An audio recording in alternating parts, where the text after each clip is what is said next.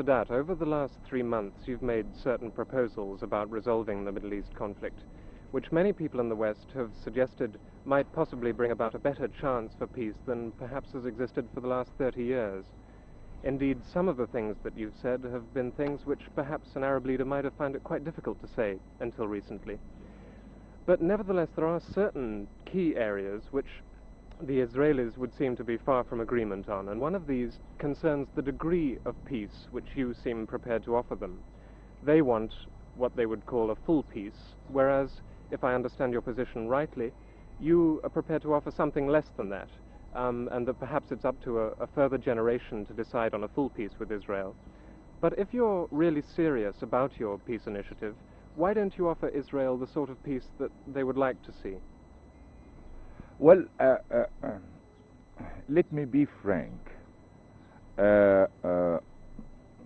Israel wants deliberately to plant this misunderstanding.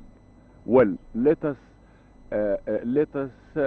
discuss my view on peace, my strategy on peace, and let us see if it is full peace or no. I'm asking for convening in Geneva all the parties concerned, including Israel, and then sign a peace agreement for the first time with Israel. In this peace agreement, we end the state of belligerency that has already taken place since the creation of Israel for 28 years until this moment. We end this state of belligerency. Israel withdraws from the Arab land occupied after 67. A Palestinian state on the Western Bank and the Gaza Strip to be created. Then after that, whatever guarantees Israel asks for from whatever body they agree to, we shall not oppose at all. This is my strategy of peace. Well, if like the Israelis say that they want the exchange of diplomatic relations or economic exchange or open borders or so, this is not a form of peace. This is a form of imposing their conditions, because when we end the state of belligerency officially and sign it, all of us, this will mean everything has begun to be normal. Then this opening open borders or economic exchange or diplomatic relations or so, this is a matter of sovereignty for every country. And I don't think anyone after any war has put in a peace agreement that he should start diplomatic relations with so and so. And remember, the United States stayed more than 16 years to make diplomatic relations with the Soviet Union, even with China also, even the whole Western world after the communist revolution in 17. All of you didn't start your diplomatic relations with them. So this is a deliberate misunderstanding that Israel wants to create. It means that they are imposing again their conditions. Well, we don't agree to imposing conditions. Can you give any indication, however, as to how long it might be before things like diplomatic relations, economic interchange, points you mentioned, might be introduced? Why are you putting stress on this? Because this is the point of view of Israel. I'm asking for ending the state of belligerency officially in a peace agreement, and both of us fulfill the obligations in the resolution 242. This will mean peace and full peace. But what Israel is asking now is that they want, like the arrogant way they started with and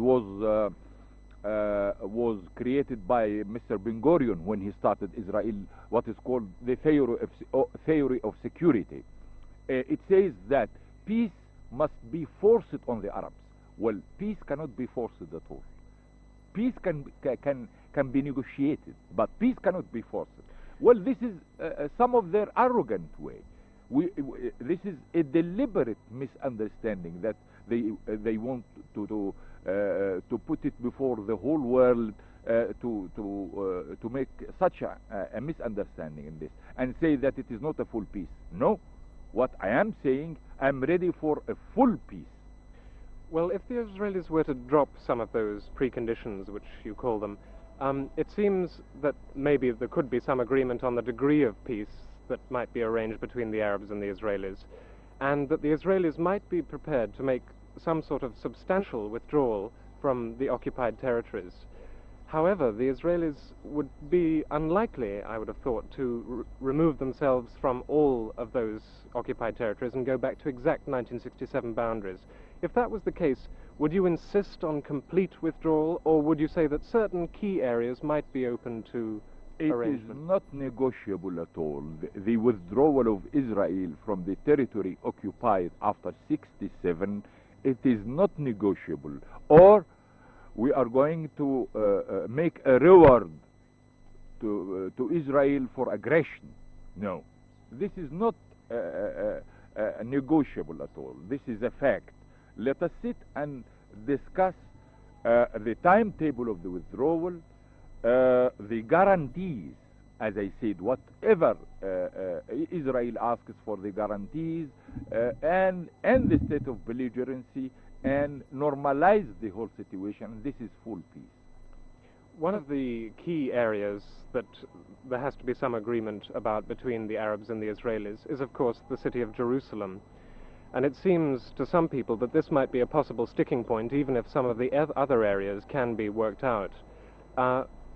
What arrangement would you suggest for the handing back of East Jerusalem? Well, let me tell you this. No Muslim or Christian in the Arab world, and no Muslim in the whole world, and they are more than 600 million Muslims all over the world, no one of those agrees to the Israeli sovereignty over the Arab part of Jerusalem. This is something that is a fact, really. And at one time I said, if Jesus came to life, came on the ground here, and if Muhammad, Prophet Muhammad, came also, they can't convince the Christian and Arab Muslims or the Muslim world to agree to the Israeli sovereignty over the Arab part of Jerusalem. Well, this is a fact. Then I'm saying this, why not internationalize the whole of Jerusalem, the Arab part and the Israeli part? This is an alternative. But if you are prepared to negotiate on certain things like Jerusalem, i.e. that you're prepared to countenance some sort of internationalization agreement, wouldn't it be a pity if the whole agreement were to come unstuck on other areas that might possibly be able to produce a similar sort of arrangement? Well, believe me, from my side and from the Arab side, I can state that we shall never create any difficulties. We have, for instance now, we have our strategy for peace, and we are ready to discuss it with everyone. Has Israel until this moment said its strategy of peace? No. I don't think they have a peace strategy, because they have never thought that they will come to this moment when the Arabs say that we are ready for peace, and the Israelis fear peace. They fear peace now. I suppose the most difficult problem, and what you yourself have called the core of your peace proposals, is your suggestion that an independent Palestinian state be set up on the West Bank and Gaza. Now, it's more difficult, I suppose, because it's open to objections not just from the Israelis, but also from possibly some Palestinians who might find it hard to renounce their long-stated aim of winning back the whole of pre-1948 Palestine. Do you think that the time has finally come for the Palestinians to be realistic and to perhaps give up their claim to anything more than a West Bank and Gaza state? Well, you shouldn't ask me this. You should ask the Palestinians this. But my policy in the Geneva conference will be this, that a Palestinian state to be created on the western bank and the Gaza Strip with a corridor between them through Israel, and an official and declared connection between this state and Jordan. And I give an example: either it is a confederation or it is United Arab States, like we have done with Syria and Libya. Yes, I wonder if you could define a little more precisely what sort of link it might be between Jordan and the Palestinians, apart from the fact that it would be a confederation. When it is a confederation, well, I mean, juridicially speaking, all the confederation aspects will take place between the two countries. My aim is this. In some circles, it is said that this Palestinian state may be heading towards east or west or so. Well, we want to make everyone at rest, and for that I declared that an official and declared relationship, connection between this new state and Jordan be declared officially.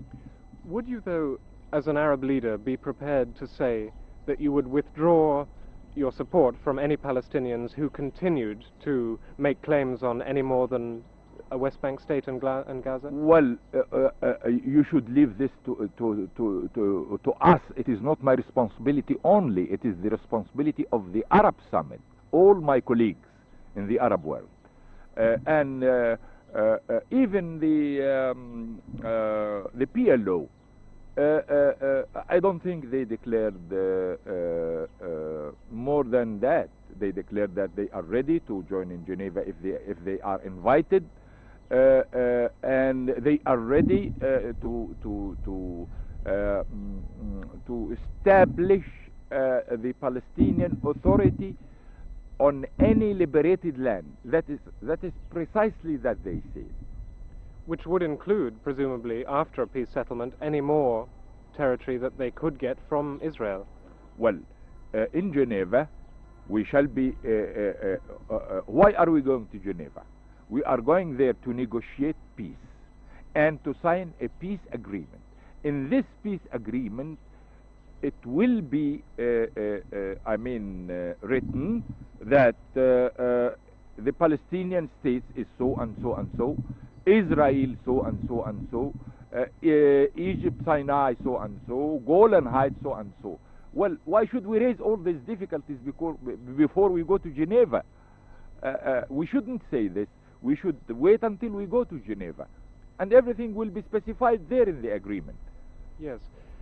Israel, though, presumably would want very strong guarantees from the Arabs that a Palestinian state wouldn't be used as what the Israelis would call a springboard for winning back more territory from Israel. Would you be prepared to give such guarantee? I can give guarantee for Egypt, but everyone should give guarantee for himself.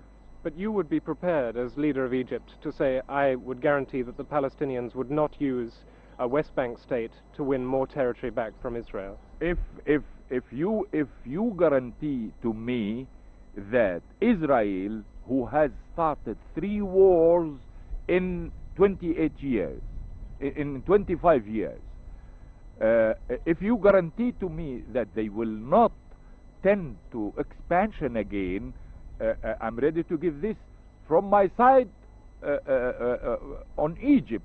I can't give anything for the Palestinians, but I shall do my best. If you give me the guarantee from Israel and guaranteed by big powers, well, in that moment I'm ready. But you said earlier that it would be up to the Palestinians to decide on their future policy. Quite right. On the other hand, if you're prepared to sign a guarantee which secures Israel's position as regards a West Bank state Presumably you are saying, I will not support any Palestinian who seeks to liberate, or as the Palestinians would say, more territory from Israel. I'm sorry, because you are taking the completely the Israeli view, and you are discussing something beforehand. And what are we going to say in Geneva if I am going to answer your question? No, I'm not like trying to... this. You are taking the side of Israel, believe me, because all this, as I told you, should be discussed there, and we have our answers for this. Israel in the Arab world, and during 25 years had started against all the Arabs 3 wars, and Israel in the same time is guaranteed by the 2 superpowers. Well, what about the Palestinians? Everything you are asking for Israel, couldn't you ask anything for the Palestinians and the Arabs? Israel is guaranteed by the United States, by the Soviet Union, until this moment. Yes. Forgive me, I'm not trying to put an Israeli position, I'm just trying to point out that there are some very definite obstacles that obviously you as a negotiator must have worked out before you go into a bargaining situation. And one of these areas is presumably the relationship between Jordan and the Palestinians. It would be, the Israelis would need to know, for example, I would have thought, whether there is going to be a joint Jordanian-Palestinian army, or whether there is going to be an independent Palestinian army, because otherwise, if they don't know about this, presumably they will feel very reluctant even to go to Geneva, let alone negotiate. I don't agree with you, because if they feel reluctant to go to Geneva, starting creating such problems like you are saying, then they don't want any peace settlement.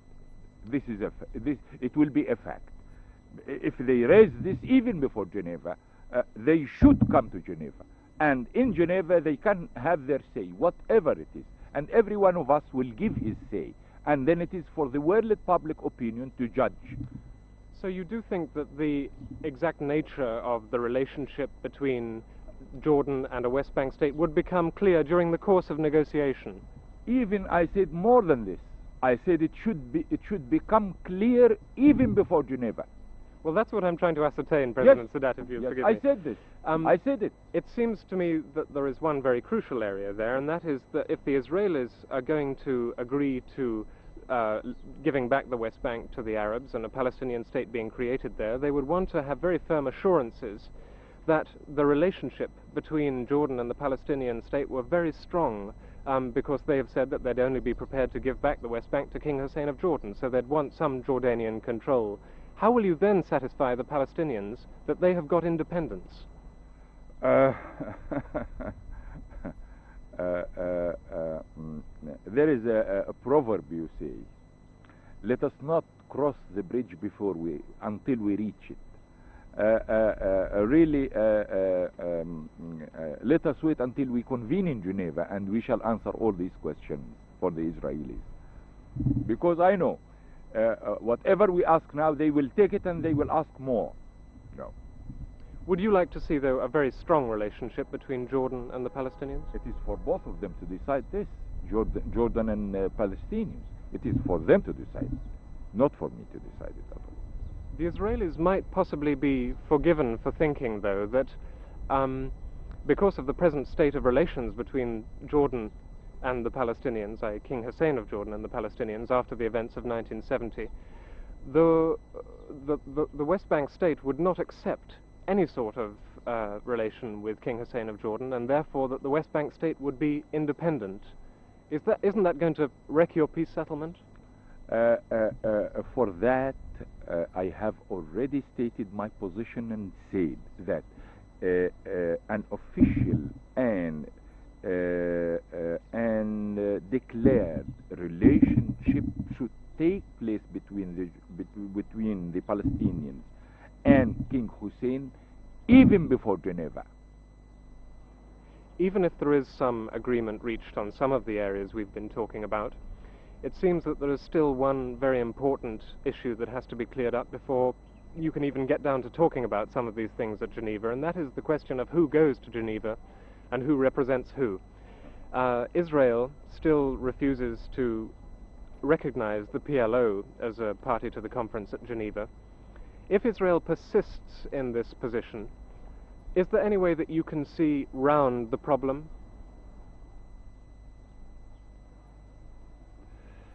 There are lots of ways. There are lots of ways. I'm not ready to speak about it now, but let me tell you this. If Israel intends really to reach permanent peace in the area, Israel will find the Arabs more than ready for this.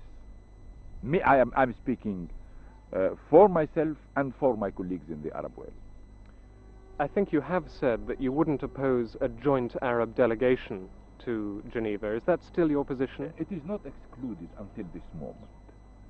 I have discussed it with President Assad of Syria, and it is not excluded until this moment. But I prefer that all the parties concerned go and sit together there. But it is not excluded until this moment. The Israeli position on this is that they would only bargain with King Hussein of Jordan, but they have said that they would not check the credentials of a Jordanian delegation, i.e. that it could presumably include Palestinians. Would that be acceptable to you? Let them say what they like. I don't take it serious at all from the Israelis, because they are filling the whole world, because the fact has been